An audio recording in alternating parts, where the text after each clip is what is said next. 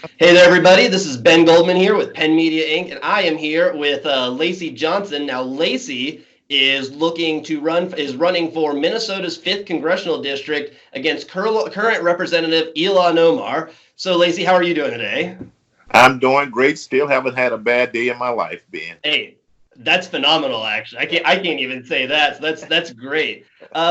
Out of curiosity, I know that Minnesota's 5th Congressional District is a 26-point Democrat advantage district, I believe, correct? Yes, yes. So, what inspired you to run? I'm just genuinely curious. It's been, I think, like almost 50 years since the Republicans managed to get 50%. Obviously, Ilhan Omar is extremely controversial. So, what brought you into the race? Well, I always have to go back to the beginning of what brought me into politics in the first place. And I'm not a politician. I'm not particularly fond of politics, to be honest with you. I'm a computer technologist. I had started up a technology company to bring some of the inner city people into it and the poor people so we can teach them technology, business, and set aside money for their college education, give them part of the company, etc. So I'm doing this, and they came to me last year and asked that I run for Minnesota House of Representatives. Now, what inspired me to consider politics in the first place is that the zip code that I live in Minnesota is one of the poorest in the states. And there's so many systemic issues that have been there for decades. And I'm able to tie that with this whole democratic liberal philosophy and things and their programs and their nonprofit and their government programs. So I looked at this as an opportunity to merge business, which I have to create generational wealth, and politics and come up with some better solutions. And the other part of it is that I'm sitting around listening to TV and going into friends' homes, and I just say, none of the stuff these people are talking about has anything to do with the people out here in the streets that's suffering. So that's what motivated me to get into politics in the first place, to solve problems, to make people's lives better, to eliminate pain and stress in people's lives. And so I went from there. I ran for Minnesota House of Representatives and went back to my business. And this time they came to me and said, you might be a pretty good candidate to run against Omar. And because once again, I care about it, I agreed to do it. Now, she made it very easy just by what she says, what she do, her ideas, and her philosophy. So that's why I'm in here. I think she needs to go. I think we need to solve these systemic problems. I think we need a new message, a new outlook to get different results. And so, in a nutshell, that's Oh why yeah. I'm doing this. No, I mean it's totally understandable. It's like we just discussed. It's been Democrat controlled for almost 50 years, and from what you're telling me, it's actually gotten worse over that period. Is that correct? Yeah, predictably worse. I mean, their philosophy and idea never solve these issues. It's kind of like Baltimore and just about every inner city in the United States where it's democratically controlled, and normally the state is democratic, and they got all these crazy ideas, and none of them ever solve any problems. But somehow they keep canvassing us and getting our votes, and 80% of the votes. And so I'm just tired of it, to be honest with you, Ben. I totally, Lacey. I'm actually Jewish myself. I came from a Jewish family. Most of my family members are Democrat too, so I totally understand where you're coming from on that. It's very, Yeah, it feels like yeah, they're trying to, they like take advantage of it, right? It's like yeah, they do. it's They the do. inherent vote. Right. And, I try to be a logical, data-driven, logic-driven, facts-driven kind of person. I don't get too much into the emotions and things because I like solving problems. And I tell people, besides being a great family man and citizen, the one thing I want on my tombstone is that he solved problems. And so that's why another reason I'm here to get problems solved. And Congress is a great place to go. I assume to try to solve problems, although after looking at their record, it makes you wonder, right? Well, yeah, when you understand how the swamp works and where our taxpayer dollar goes and how it's split up and what they do with it, yeah. In fact, once I got into politics, I knew that before. Solving problems is what they're there for. That's not their number one priority. Their number one priority to get reelected and to take the money and buy votes and things like that with it. So Oh yeah, hey, Lacey, I was a state level campaign manager just last year, so I totally understand. I get that completely. In fact, the interesting thing about it, they'll say to you, we don't have to solve those problems to get elected. Oh, I know. Yeah, and they know that. And one thing about human behavior is, as long as people are getting what they want, they're not going to change their behavior, generally speaking. And so That's politicians aren't going to completely change true. their behavior. As long as these liberal Democrats will keep getting reelected, doing what they're doing, They aren't going to change anything. The problem's going to go unsolved. So here's a really tough question for you, Lacy. Can you think of anything positive that Ilhan Omar has done in office since she started representing your district? You know the answer to that is no. Right? But it's across the board. I mean, it's across the board with the Democrats and their philosophy and their methods and their principles. It never solved anything, you know. Hardly anything positive. Well, it says on your website you're extremely pro-Israel, correct? Yes, I am. And I'm sure you remember just a couple months ago, Rashida Tlaib and Ilhan Omar were supposed to go to Israel with a Democrat congressional delegation, and then they got banned from Israel because, and this is according to the state of Israel, they were planning on using their positions in the congressional delegation to sneak Palestinian Authority officials into the Temple Mount, Jerusalem, which is both offensive and illegal in the state of Israel, and they were going to use their position as U.S. congresspeople to do so. What are your thoughts on that? Since obviously you have a strong stance on both of those issues. Yeah. That's just one of the rebel rousing activities that they started. And, you know, they're against they're for the boycott of Israel, sanctions of Israel, and things like that. And I told someone, to me, that was like declaring economic warfare on the whole country. And no country is going to let someone who's declared war on them into their country. Yeah. But I also said that since she's an open borders type of philosopher, she probably should try to sneak into Israel and see how that goes. God, that's true. You know? Well, they even they were going to let Rashida Tlaib in to meet her grandmother after they kicked her out, and then she turned him down again after like pleading with him. She turned him down again, and Elon defended her on it. Yeah, and you know, I had grandmothers like we all did, and if it was really about seeing my grandmother, I wouldn't let politics and that type of stuff stop me from doing it.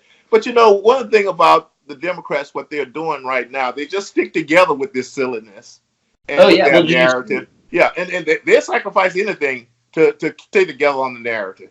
Well, this is actually a conveniently timed interview, too, because I think 10 minutes ago, the Democrats announced that they're going to proceed. They're going to go on ahead on Thursday and vote on moving forward on impeachment proceedings against Trump in the House. Do you have any thoughts on that?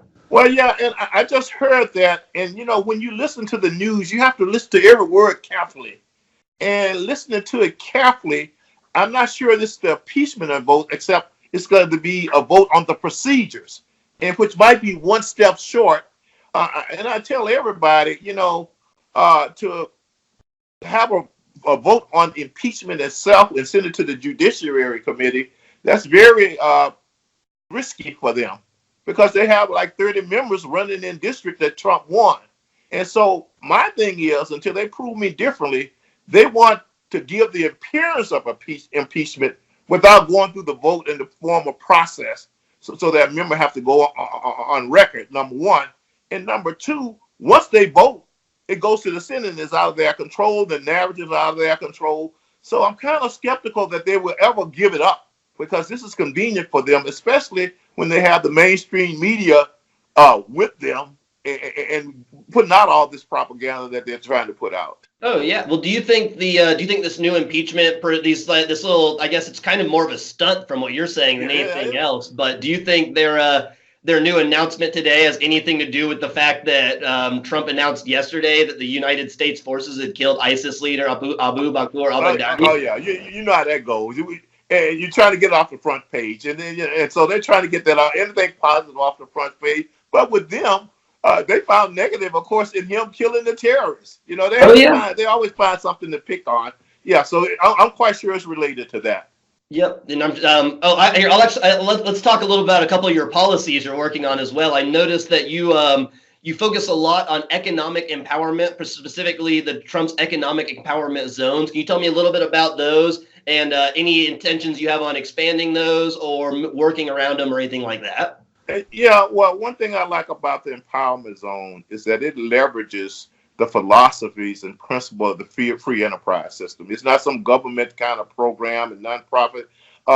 At the same time, when the last administration was here, they had something called the achievement zone, which they've thrown like $50-60 million into, and you don't see any difference. And, one of the reasons I'm running is because I want people to know those type of government programs and nonprofit programs are never the answer. They're just throwing money down a black hole. Of And course. so what the Opportunity Zone does is that it encourages, incentivizes investors to invest in for-profit businesses. And one of my pet peeves is we need technology businesses that compete internationally on the global level. And once again, as far as messages, we need to appreciate the value of competition. And I tell everybody in these communities, these depressed communities, if we think we're going to ever get our just dessert without competing in the international business market, it's not going to happen. So I really support the Opportunity Zone, but I'd like to look at things too, like some type of more incentive for venture capitalists to support businesses certain of these Opportunity Zones. So I'm looking at other type of economic type things that we can implement that, once again, leverages the free enterprise system to help us get this done. Now, once again, just to repeat, what these businesses do is they allow community people to have stake in them and create wealth and things like that. And that's what we need to alleviate the generational poverty. The for-profit and government program, all it does is from each year to the next hand you out some money.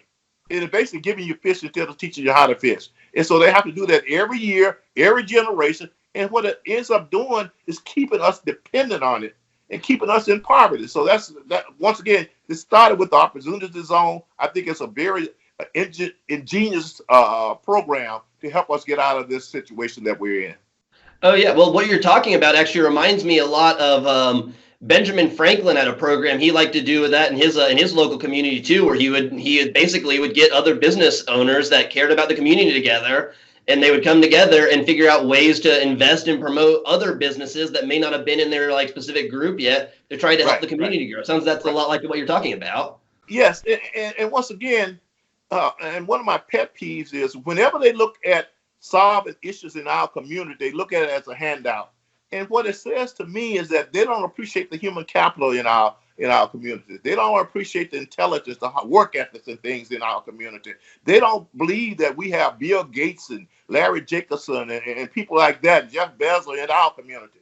So which means to me is this is an elitist type where we feel sorry for you, pitiful. We're better than you. We did it. You can't do it.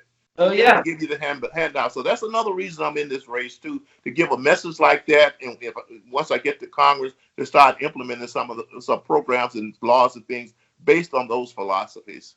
Oh yeah, well, it sounds a lot like it goes back to that thing we talked about earlier, where they kind of treat like people like myself and yourself like we're just voter blocks more than we are Americans, people, entrepreneurs, thinkers, anything else. Well, yeah, and that's another message I'm telling people. They're not interested in solving issues in our lives. What they're interested in are our votes. And they show up every 4 years. They tell us that the Republicans hate everybody. They're a bunch of racist, bigots, sexist, xenophobics. And regrettably, a lot of us fall for it. And they go off and do their thing, and they live their nice lives with their gourmet dinners and wines and fancy homes. And then 4 years later, they come back and say the same thing and keep doing that to us.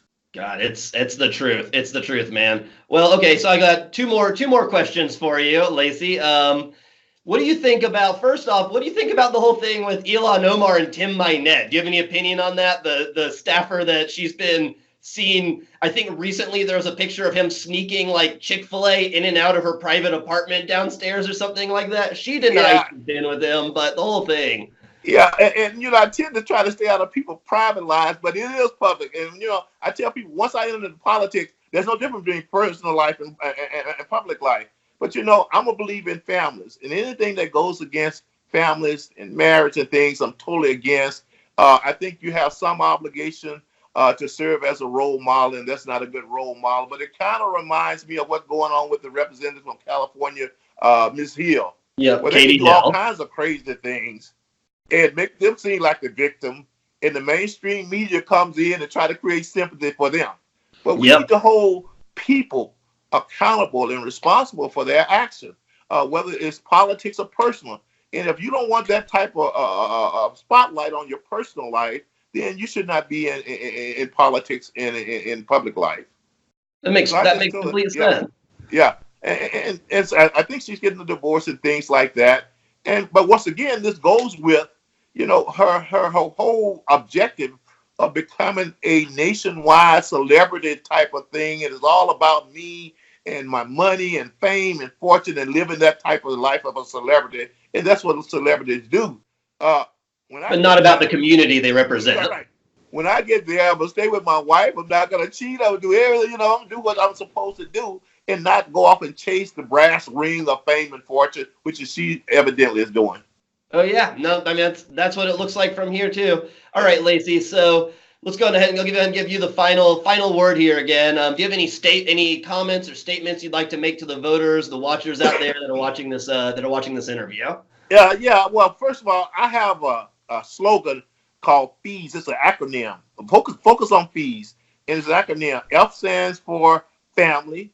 The first E stands for education. The second E stands for economics, and the fourth E stands for spirituality. Now, we've talked about the first three, but the spirituality part, I always tell some people that it really, to me, it's not about religion per se. It's about understanding that you're a part of a whole, whether that's a family or a city, a community, or whatever, a state, a country, and that your needs are not the number one priority. You have a responsibility towards that, and you have a responsibility to act ethically and morally and things like that. So that's my basic focus in my campaign. The other part of that is that she's raising a lot of money, Ben, and I'm going to need money to compete with her. And people can go out to my website and donate. It's lacyjohnson.com. Go out to the website, donate. Look at the issues I put out there so far. I'm working on a more detailed set of issues and some other things. But mainly, I just need your support to get this done. Yep, I'm hoping for you, Lacy. I'll definitely get this out there and make sure people get it and make sure people see the website and have a chance to donate. It was wonderful speaking to you today. Again, this is Lacy Johnson. He's running for Minnesota's 5th Congressional District. Thank you very much for coming on the show, and hopefully we'll get to speak again soon. It was great speaking to you. Same here. Sounds good. You have a good one, Lacy. All right.